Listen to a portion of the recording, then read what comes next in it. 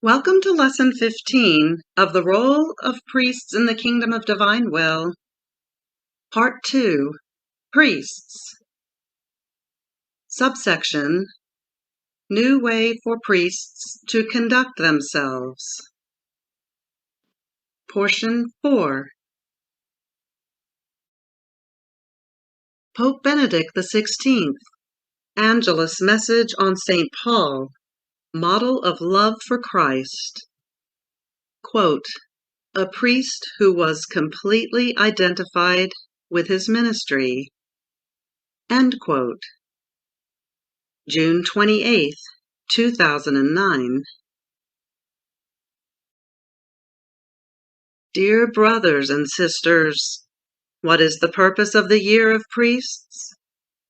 As I wrote in the related letter that I sent to priests, it is meant to contribute to the promotion of an interior commitment on the part of all priests to a more powerful and incisive evangelical witness in the world today. In this regard, the Apostle Paul constitutes a splendid model to imitate, not so much in the specifics of his life. His life was, in fact, truly unique, but in his love of Christ, in his zeal for the proclamation of the gospel, in his dedication to the communities, in his elaboration of an effective synthesis of pastoral theology. St. Paul is an example of a priest who was completely identified with his ministry, just as the holy curé d'ars would also be, conscious of possessing a priceless treasure, that is, the message of salvation, but in an earthen vessel. The quotation marks around earthen vessel come from the second book of Corinthians, chapter 4, verse 7. Thus, he is at the same time strong and humble, intimately persuaded that everything is God's doing, everything is grace.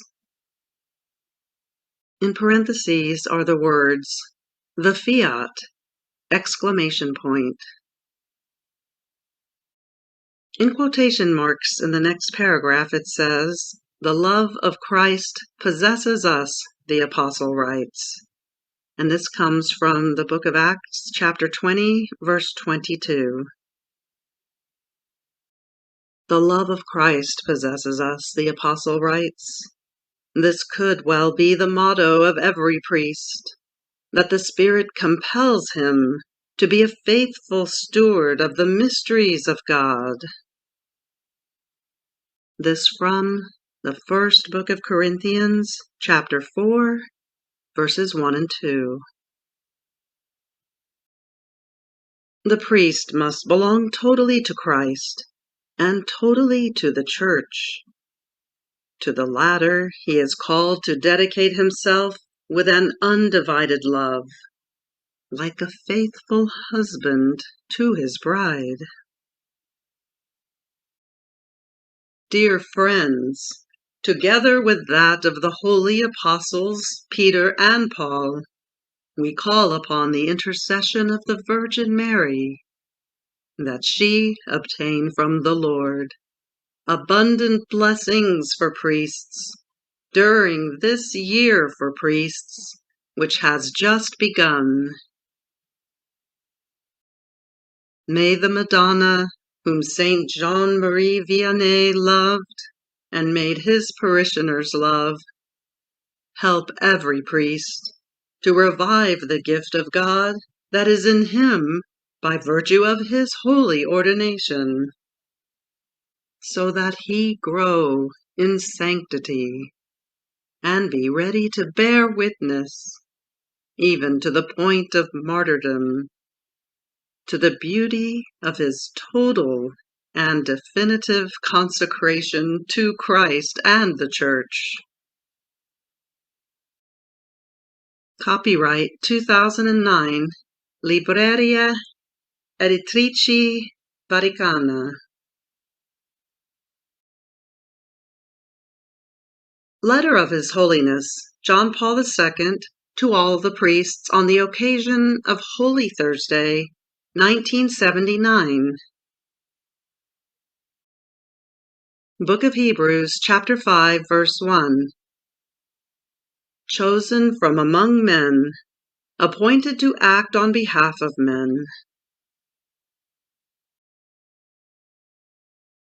The priest, by the sacred power that he has, forms and rules the priestly people.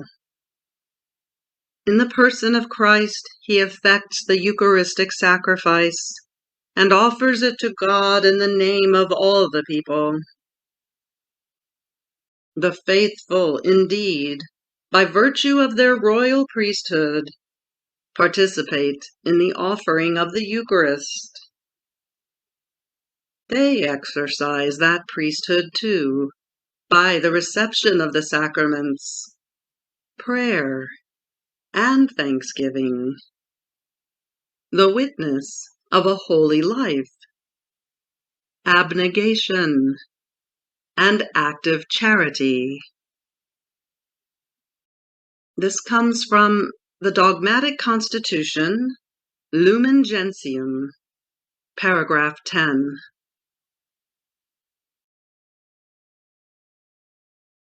The priest as a gift of Christ for the community.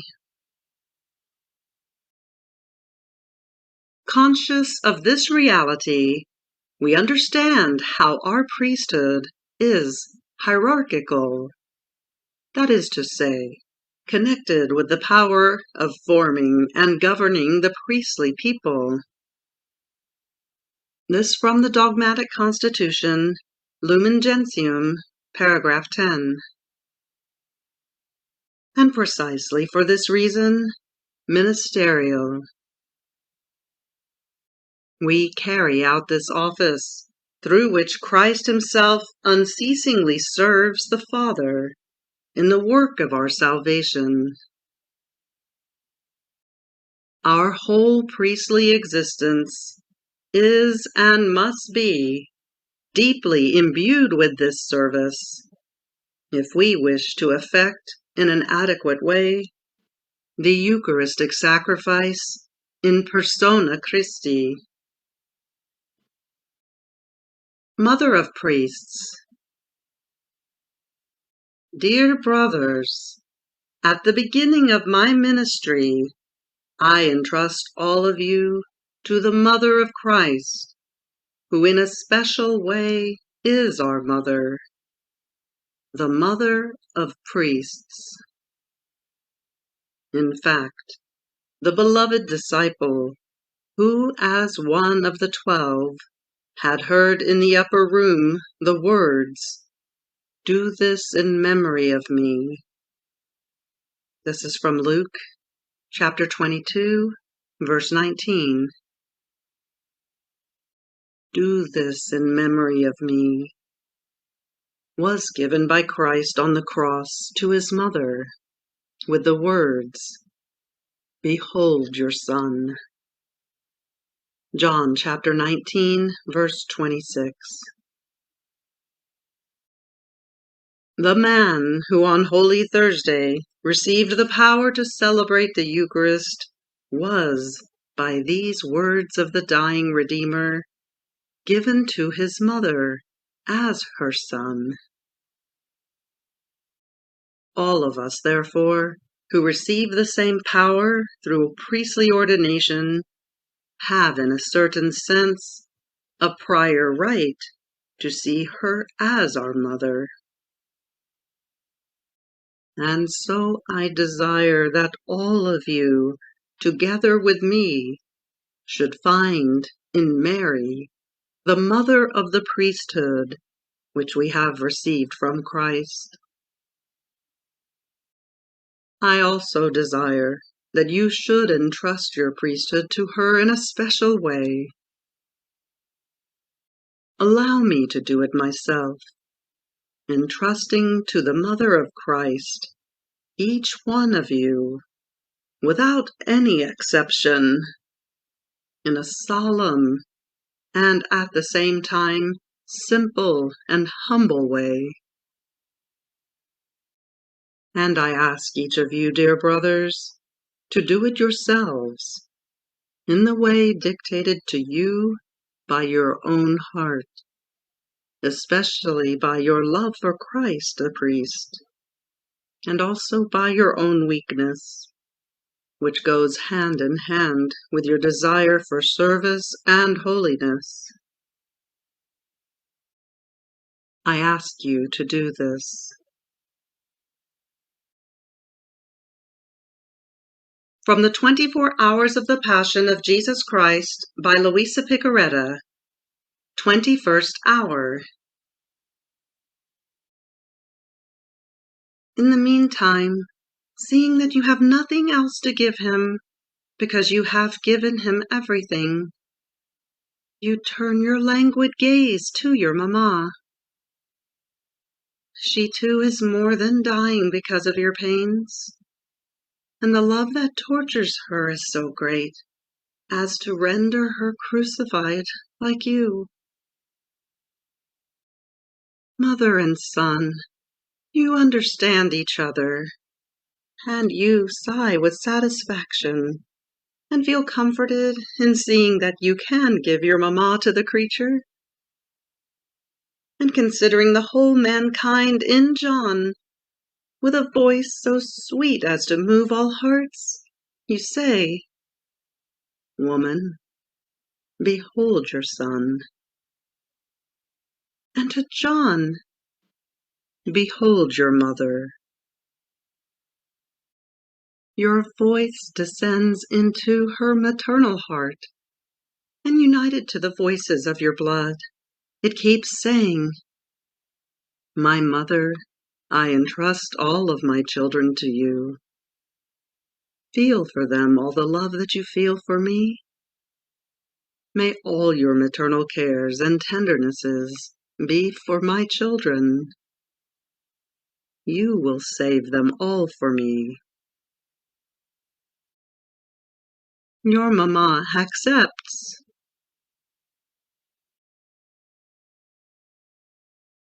Book of Heaven, Volume 15, July 11th, 1923. Therefore, just as we entrusted our mamma to St. John, that she might deposit in him, and from him to the Church, the treasures, the graces, and all of my teachings which I had deposited in her during the course of my life, when she was entrusted to me, and I acted as priest to her, as I deposited in her, as in a sanctuary, all the laws, the precepts, and the doctrines which the Church was to possess, and she, faithful as she was, and jealous of even one word of mine, deposited them in my faithful disciple John, so that they might not be lost. And therefore my mamma has primacy over the whole Church.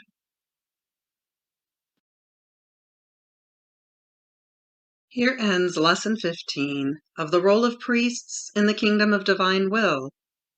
Part 2, Priests. Subsection, New Way for Priests to Conduct Themselves. Portion 4. Fiat.